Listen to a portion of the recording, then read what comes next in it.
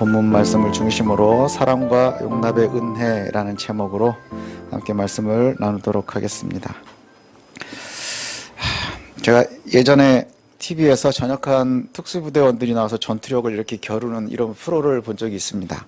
그러면 이제 일반 부대가 아니라 특수부대 사람들이 나오니까 그 부대들만이 갖고 있는 아주 독특한 부대 구호가 있더라고요. 거기서 제가 기억이 남는 게 결과로서 과정을 증명한다.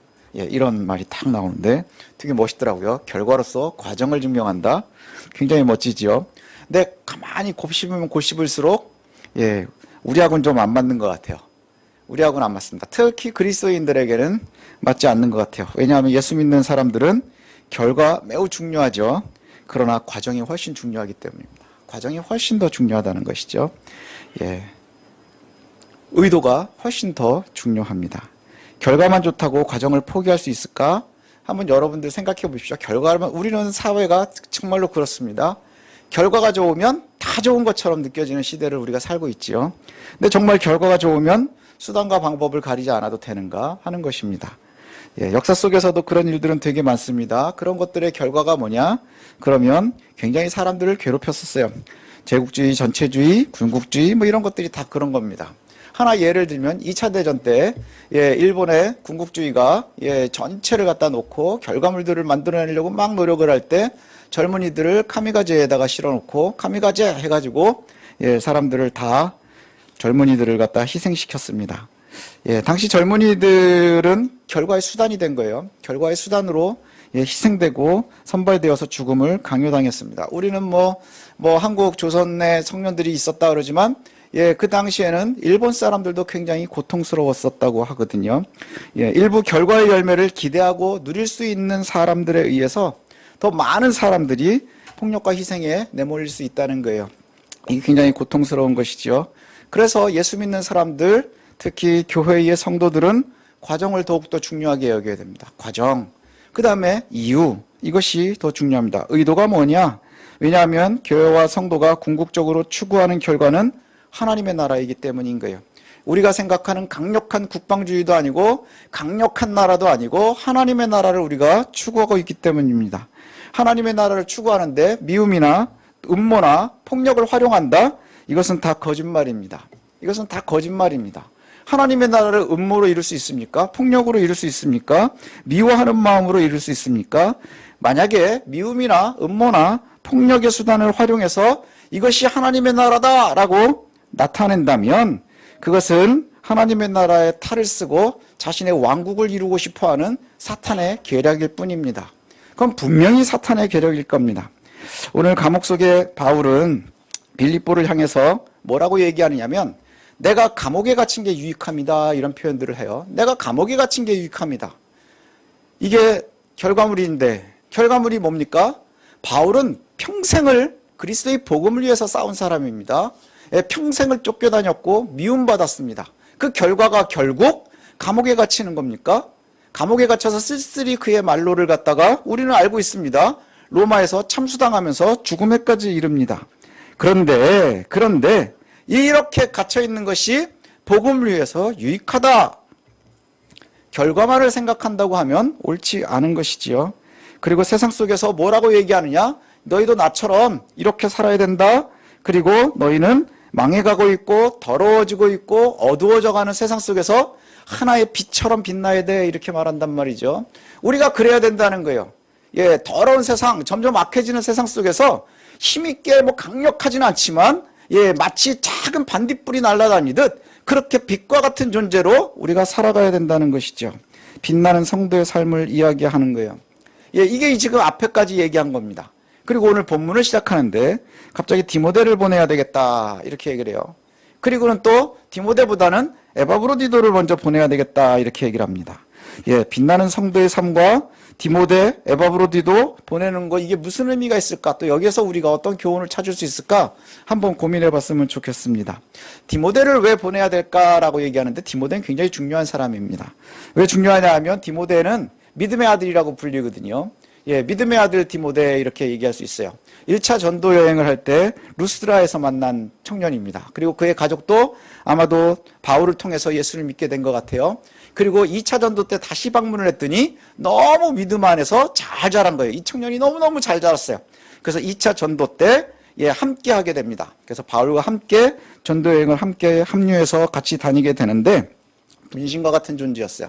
바울의 분신과 같은 존재였습니다. 그래서 그가 얼마나 중요한 역할들을 많이 했느냐 하면 2차 전도여행을 한참 돌다가 데살로니가 교회에서 유대인들 때문에 박해받고 그래서 바울이 복음을 얼마 전하지 못하고 교회는 세워졌는데 빠르게 도망가야 됐습니다. 아주 밤낮 야반도주 하듯이 도망 나왔어요.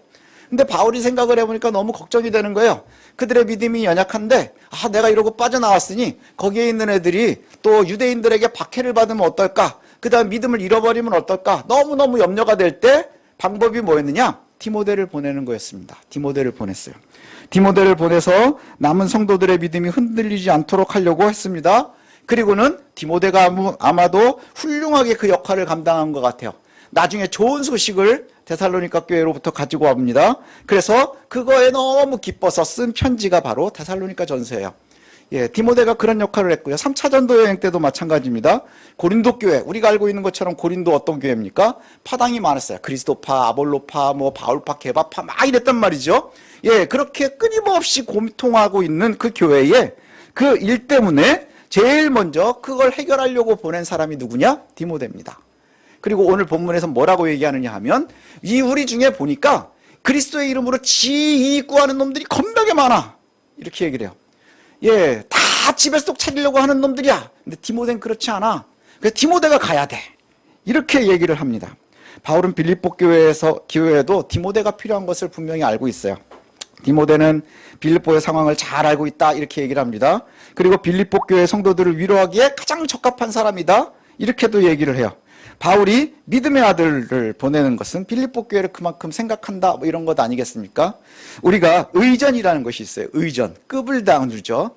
그래서 뭐 서열 같은 거 따지고 뭐 이런 거 한단 말이죠. 얼마 전에 뭐 대통령이 중국에 갔는데 뭐 엄청나게 막 환대를 받았다. 국빈으로 가면 국빈의 대우를 하고요. 그다음에 뭐 비즈니스 등급으로 가면 뭐 그렇다 그러고 막 이러죠. 그 의전이 우리들한테는 굉장히 중요합니다. 바울이 생각을 할 때 누구를 보내느냐 이거 굉장히 중요한 것이죠. 그 교회가 뭐라고 생각을 하겠어요? 우리가 2급이구나. 2급이구나. 우리가 문제가 생겨가지고 했는데 누구를 보냈대? 우리 이거밖에 생각 안 해? 이렇게 생각할 수 있는 게 사람들의 모습이죠.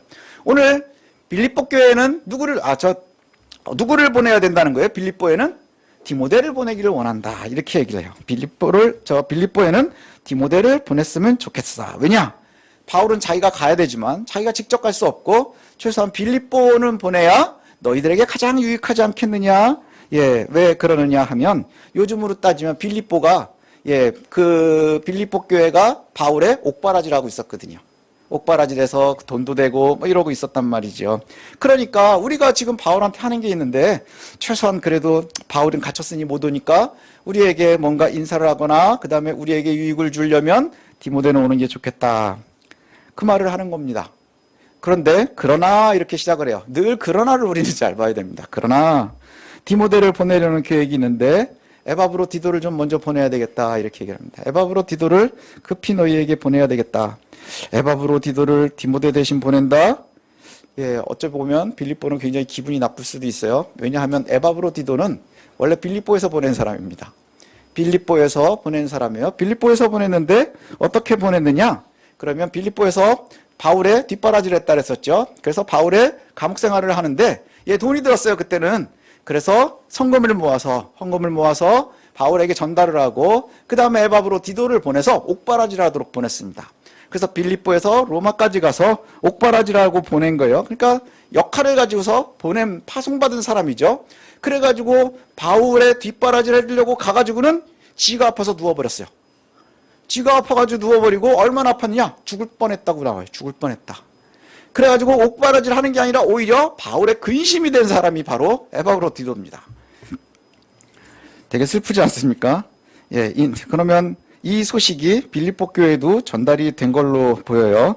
요즘 표현으로 하면 아마 빌립보 교회는 아마 말 많이 하고 별로 좋아하지 않는 사람들은 이런 생각도 했을 것 같아. 이놈의 자식 바울 선생 좀 뒷바라지 하라고 갔더니 지가 뒤집어 누워가지고 이 뭐하는 놈인지 모르겠다. 아무 쓸모없는 놈 이러지 않겠습니까? 왜요? 결과를 보니 이놈은 쓸모없는 놈인 거예요. 그쵸? 결과로서 과정을 증명해야 되는데 세상은 이 결과를 보니 이거 아무나 해도 쓸모없는 놈인 거예요. 예, 그리고 에바브로디도도 보니까 병세가 조금 나아진 다음에 염려가 되기 시작을 했어요. 내가 바울한테도 아무 도움이 안 됐고, 그 다음에 또 교회도, 내 파송교회도 보니까 이 소식을 들으면 얼마나 또 근심을 할까, 또 뭐라고 한마디 하는 사람들도 있지 않을까, 그래서 막 근심을 하고 있다는 거예요. 가고는 싶은데, 아프면 집에 가고 싶잖아요. 그래서 가고는 싶은데 사람들이 나를 얼마나 욕하고 있을까. 바울을 도우라고 보냈는데 지가 먼저 누워버렸네. 근데 또 집에는 가고 싶은데 가려고 보니 또 손가락질하는 사람들도 있을 것 같고, 그 다음에 교회 사람들한테 또 이 기대에 미치지 못했으니 또 얼마나 죄책감이 들었겠습니까. 근데 바울이 뭐라고 하느냐 하면, 바울이 거기다 하나를 더 얹습니다. 야, 나도 힘들어 죽겠는데 에바브로 때문에 내가 진짜 죽을 뻔했어. 예, 그 얘기를 하고 있어요. 예, 나도 되게 힘든데 에바브로디도가 얘가 와가지고 그냥 누워버리는 바람에 아주 힘들 뻔했어. 근데 하나님께서 은혜로 얘를 살려주시는 바람에 내가 고통 위에 고통을 더하지 않을 수 있게 됐다. 이렇게 표현을 해요. 내가 2배로 힘들 뻔했는데 하나님께서 좀 살려주셨다. 그러니 에바브로디도를 내가 다시 돌려보낼 거야. 자, 이 얘기를 이제 한번 상황을 보십시오. 원래 가야 되는 건 디모데입니다. 위로를 해줘야 되고, 그 다음에 급을 인정해줘야 되고, 근데 파송받았다가 몸져 눕고 실패한 것과 같은 아이를 갖다가 다시 먼저 돌려보내겠다는 거예요. 그러면서 뭐라고 얘기합니까? 너희가 서로 용납하고 받아주라. 이렇게 얘기를 합니다. 이게 바로 참된 하나님의 나라에 우리가 부탁해야 되는 것들이에요. 이 땅에서 이루려고 하는 교회는 진심으로 디모데가 아닌 에바브로디도를 기쁨으로, 사랑으로 받아들일 수 있어야 한다는 것이지요. 예, 좀 거리가 먼 이야기 같지만 조금 더 근본적인 이야기로 돌아가면, 오랜 세월 동안 언약을 기다리고 있었던 유대인들이 메시아를 기다렸습니다. 예, 특별히 바벨론 포로로 간 이후에는 메시아를 엄청나게 아주 기대를 했어요. 메시아 대망사상이라고 하거든요.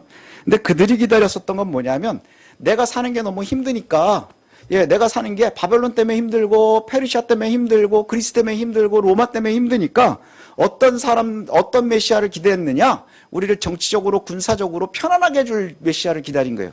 예, 그 메시아도 와서 뭘 해야 되는 거예요? 결과로 증명을 해야 되는 거예요. 결과로 증명을 해야 되는 거예요. 그래서 그들이 기다렸었던 메시아의 모습은 권력형, 전투형 뭐 이런 메시아였습니다. 그래서 선지자들이 오랜 세월 선지서를 통해서 메시아를 예언을 했거든요. 예언을 했고 이러이러한 메시아가 올 것이다 라고 얘기를 했어요. 그런데 그 내용은 보지 않고 그저 자기가 그려놓은 메시아만 기다렸습니다. 대망사상은 점점 강해졌는데, 자기들이 기다리는 거는 성경이 이야기하고 있는 예언되어 있는 메시아와는 전혀 다른 모습으로 변질돼 가고 있었던 거예요. 변질되고 오염돼 가고 있었습니다. 예를 들면 이사야 선지자는 어떤 메시아를 얘기하느냐? 고난받는 종을 이야기해요. 어린 양과 같이 죽어가는, 그것으로 구원하는 고난받는 종을 이야기합니다. 근데 유대인들은 전혀 관심이 없습니다. 전혀 관심이 없어요. 어떤 걸 원하느냐? 권력형, 강력한 메시아, 이것을 원합니다. 그것만 딱 그려놓고요. 그리고 모델도 정했어요. 다윗과 같은 국방력을 강간하게 해서 국격을 갖다 튼튼하게 하고 우리의 자주국방을 갖다가 이루고 잘 살고 잘 먹는, 또 되도록이면 주변에서 조공도 받을 수 있는 뭐 이런 실용적이고 현실적인 메시아상을 그립니다. 그래서 사람들이요, 성경과는 상관없는 메시아를 기대하기 시작했어요. 그래서 바벨론 포로로 갔는데 그걸 풀어주는 고레스 왕을 보면서 그가 우리의 메시아인가 하고 혹시 하는 마음이 있었어요. 그리고 또 지나가다가 정복전쟁을 시작한 강력한 왕이 나타났어요. 어디서부터 나타났느냐? 저기 유럽으로부터. 마게도니아에서 알렉산더가 나타나서 왔는데, 정복전쟁을 막 하던 아이가 예루살렘에 올라와 가지고는 예루살렘의 대제사장한테 절을 했답니다. 전승에 의하면. 그리고는 예배드리는 것, 종교의 자유를 허락을 했다는 거예요. 이유에 어땠건 야, 이 사람이 메시아인가 하고 또 기대하는 거예요. 왜요? 세상을 집어삼킬 만한 힘이 있으니까. 또 헬라 통치를 할 때도 유다 마카비오가 잠깐 또 뭐 독립전쟁을 해가지고 막 굉장히 전공을 막 쌓습니다. 얜가 또 합니다. 심지어는요, 나중에 헤롯을 메시아인가 하고 기대를 합니다. 왜냐하면 성전을 갖다가 화려하게 증축을 해줬기 때문입니다. 우리가 기대하는 거에 맞잖아요. 내가 풀려나야 되는데 풀려준 사람, 세계 정복을 해야 되는데 세계 정복을 해준 사람, 그 다음에 또 독립을 하게 해준 사람, 그 다음에 성전을 재건해주는 사람, 메시아인가. 그런데 정작 메시아가 오셨는데 아무도 몰랐어요. 모르는 거에서 끝난 게 아니라 인정하려고도 하지 않았습니다. 왜냐하면 예수님은 당시에 기다리고 있었던 그 모습과는 너무 달랐기 때문인 거예요. 볼품도 없었고 불안하고 허약하고 기대치가 전혀 없습니다. 그들이 기대했었던 사회를 이룰 수가 없어요. 솔직히 말하면 사는 것도 너무 힘든데 경제적, 사회적, 정치적 세상을 만드는 초인을 기다리고 있었는데 지 몸도 건사 못할 것 같아 보인단 말이죠. 강력한 중부장은 구사하고 그가 한 일이 뭡니까? 욕먹고 붙잡히고 매맞고 버림받고 죽은 겁니다. 그러니 그들은 거기까지밖에 보지 못하는 거예요. 왜냐? 부활을 보지 못하는 겁니다. 부활을 보지 못하는 거예요. 전혀 기대한 모습이 아니었기 때문에 부활까지 가지 못하는 겁니다. 그래서 매맞을 때 버리고 무시당할 때 버리고 쫓겨날 때 버립니다. 그리고는 오히려 그리스도를 저주하고 또 무시하고 내다 버렸습니다. 근데 이런 유대인들의 모습이 결과만을 바라보는 이러한 모습이 우리들의 신앙생활 속에서도 발견될 수 있다는 것이죠. 우리도 그럴 수 있습니다. 매우 현실적인, 구체적인, 직면한 문제를 해결해 줄 초인을 기다리면서 우리가 그리스도를 그리고 있지는 않은가 되돌아봐야 됩니다. 예수님을 보여주고 가르쳐 주신 하나님의 나라에 대해서는 별 관심이 없습니다. 요즘에 하나님의 나라에 대해서는 별로 관심이 없어요. 더 정확하게 얘기하면 의지가 없습니다. 바벨론의 포로로 돌아올 때의 이야기를 조금 더 하면 그때 포로에서 바벨론에 있다가 페르시아로 바뀌고 고레스 때 돌아온 사람들은요 정말 용기 있는 사람들이었습니다. 믿음의 용기가 강한 사람들이었습니다. 왜냐하면 당시에 이미 끌려간 지가 70년이 넘었기 때문에 사람들은 거기서 기반을 닦고 있었어요. 바벨론이 무너지고 페르시아가 되면서 자기들의 신분들도 조금 나아졌고요. 그 다음에 상업적으로, 그 다음에 금융으로 자신들이 거기서 사는 것이 매우 유리했습니다. 자치권이 인정이 됐었고, 치안이 안전했었고, 도로도 잘 뚫려 있었고, 그곳에서 사는 게 좋은데, 그럼에도 불구하고 그 모든 안정과 인프라망을 다 포기하고 다시 돌아온 사람들, 무엇 때문에 돌아왔을까요? 하나님의 나라를 바라본 거예요. 하나님의 나라를 바라보고 하나님의 나라를 소망하면서 하나님의 나라를, 예루살렘을 재건하겠다고 용기 내서 돌아온 사람입니다. 가까운 거리도 아니요. 매우 위험한 길을 돌아온 사람들입니다. 엄청난 믿음의 용기를 내서 예수 믿기 시작하는 우리들의 모습과 같아요. 그런데 시작과 중간의 모습이 다릅니다. 많은 기대를 가지고 정말 용기를 내서 예수를 믿기 시작했고 예루살렘으로 돌아왔어요. 돌아와 보니 현실이 다른 거예요. 현실은 내가 생각한 것과 너무 다른 거예요. 딱 처음에 출발할 때 무슨 생각을 했을까요? 예루살렘에 대한 환상이 있지 않았겠습니까? 하나님께서 만들어 놓으신 세상, 거기가 다시 회복이 되는 거예요. 거기에 가면 우리가 지금 가지고 있었던 여러 가지 어려움이고 힘든 거고 고통스러운 거고 이 모든 것을 갖다 다 뒤로 하고 이제 완벽한 하나님 나라의 세상을 살 거라고 생각을 했을 거예요. 근데 와 보니 폐허밖에 없는 거예요. 심지어는 성전 재건하려고 하는 것도 너무너무 고통스러운 거예요. 중간에 방해하는 놈들도 아주 널렸어요. 지천이에요. 주변에 있는 그곳에 살고 있었던 놈들은 다 싫어합니다. 아무것도 내 편이 없는 것 같아요. 그래서 오자마자 성전 딱 터 만들어 놓고는 성전 건축이 중단됐어요. 16년 동안이나. 짧은 기간 아닙니다. 포로로 끌려갔었던 기간이 70년인데 터를 닦아놓고는 성전 건축을 딱 멈춘 게 16년이나 됐단 말이죠. 이들이 기대했었던 말씀이 있어요. 이들이 돌아올 때에 아주 근거가 없었던 게 아닙니다. 예레미야에 보면 그때 내가 이스라엘 모든 종족의 하나님이 되고 그들은 내 백성이 되리라. 멋지지 않습니까? 칼에서 벗어난 백성이 광야에서 은혜를 입고 안식을 얻고 여호와께서 사랑으로 이끄실 것이다. 이렇게 선포했단 말이죠. 또 회복된 이스라엘은 잔치를 벌리고 다시 사마리아에 포도나무를 심고 심은 자가 열매를 딸 것이다. 멋지지 않습니까? 이 말씀을 부여잡으니 다시 돌아오면 다윗의 영광이 금세 회복될 줄 알았던 거예요. 다윗의 영광이 회복이 되고 나면 거기에서는 이전처럼 우리가 페르시아에서는 누릴 수 없었던 아주 기가 막힌 결과물들, 우리가 포도나무를 심으면 포도를 먹고 그 다음에 포도주를 먹고 아주 기름진 삶을 살 거라고 생각을 했을 거예요. 근데 와서 보니 폐허밖에 없는 거예요. 기대할 게 전혀 없습니다. 그래서 믿음의 용기를 가지고 귀환했었던 유대인들이 각자의 현실에 순응하기 시작을 합니다. 생계를 위해서 하루하루를 사는 데만 집중해버리는 거예요. 그래서 뭘 잃어버렸는지 아십니까? 왜 왔는지를 잃어버렸어요. 왜 용기를 냈었는지를 잃어버린 거예요. 왜 용기를 냈습니까? 하나님의 언약을 보기 위해서였거든요.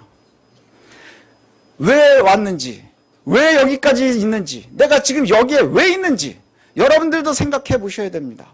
지금 내가 왜 예수를 믿고 있는지, 왜 예배를 드리려고 하는지. 어쩌면 처음 예수를 믿으면서 은혜와 감사가 넘쳤는데 지금은 좀 아닌 것 같습니다 하는 게 우리가 제일 많이 하는 말이에요. 나도 옛날에 은혜 받았는데. 그때 우리가 하는 변명이 있습니다. 아직 때가 안 됐습니다. 상황이 아닙니다. 학계 선지자가 막 혼낸 게 바로 그겁니다. 왜 너희가 성전을 재건하지 않느냐? 왜 하나님 앞으로 다시 약속을 지키지 않느냐? 할 때 그 이스라엘 사람들이 했었던 말이 뭐냐 하면 아직 때가 되지 않았습니다. 상황이 되지 않았습니다. 거기에 대해서 책망을 할 때 무엇을 책망하느냐? 그럼 너희들이 왜 열심을 내지 않느냐? 이게 아니고요. 너희들이 영적으로 무기력하다라고 책망을 해요. 영적으로 무기력하다. 우리의 모습이 아닌가 싶습니다.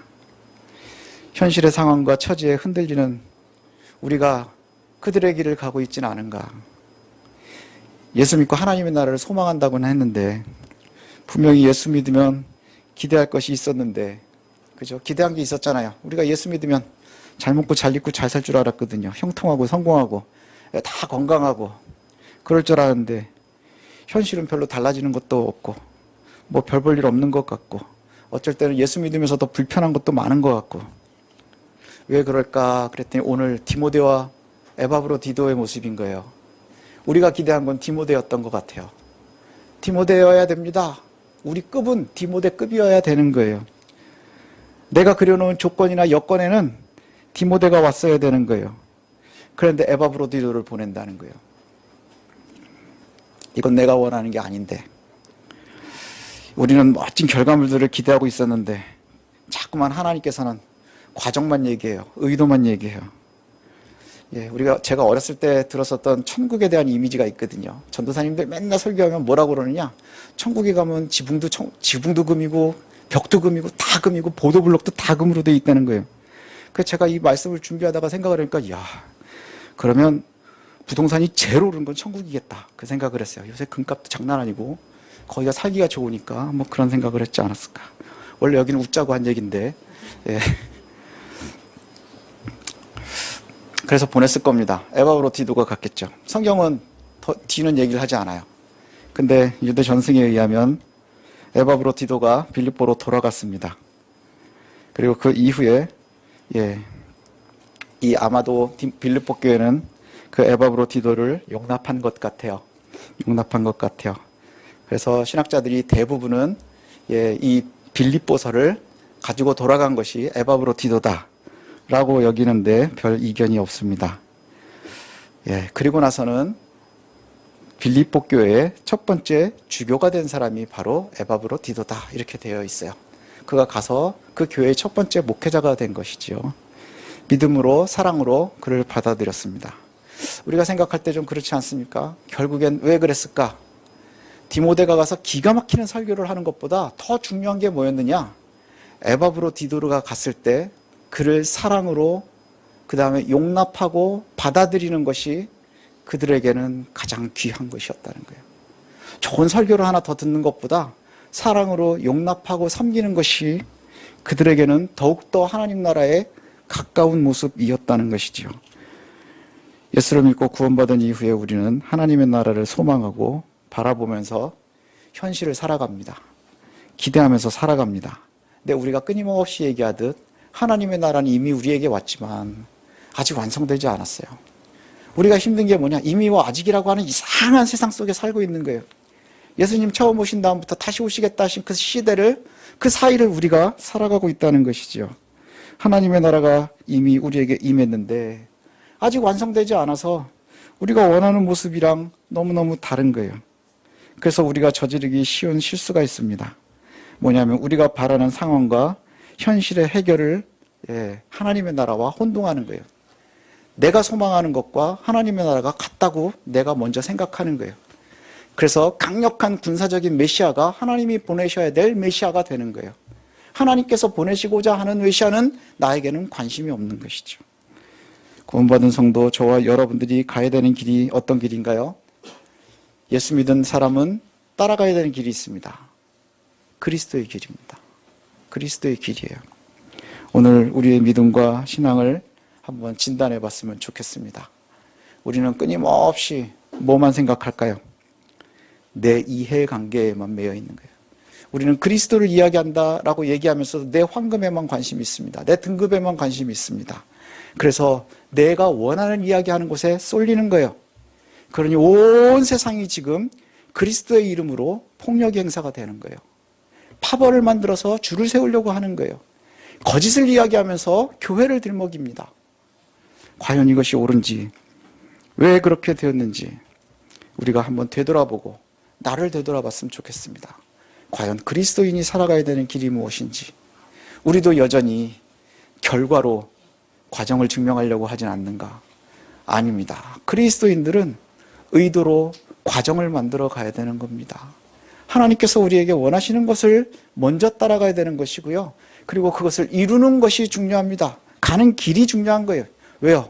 결과는 하나님이 정하시는 거기 때문입니다.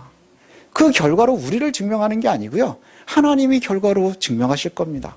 우리는 의도를 가지고 하나님의 말씀을 따라서 용기 있게 따라가는 것, 그것이 우리가 하나님의 나라를 향하는 성도의 길임을 놓치지 않으셨으면 좋겠습니다. God loves you. I pray that you believe in Jesus and receive salvation. 하나님 널 사랑하십니다. 예수님을 믿고 구원을 받으시길 기도합니다. God loves you.